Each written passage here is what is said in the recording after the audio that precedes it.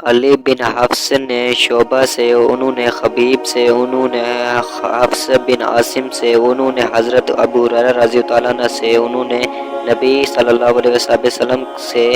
اس کے مانند روایت کی۔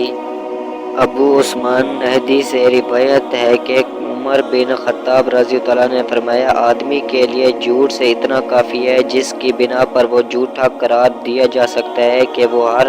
سنی ہوئی بات بیان کر دے۔ ابن وہب نے خبر دی، کہا مالک بن انس نے مجھ سے کہا، مجھے معلوم ہے کہ ایسا آدمی صحیح سالم نہیں ہوتا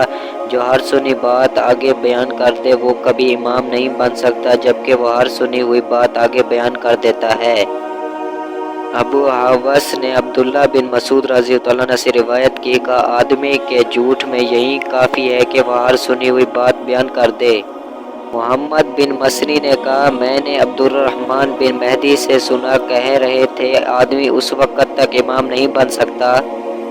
کہ لوگ اس کی اقتدا کریں، یہاں تک کہ وہ سنی سنائی بعض باتوں کو بیان کرنے سے باز آ جائے۔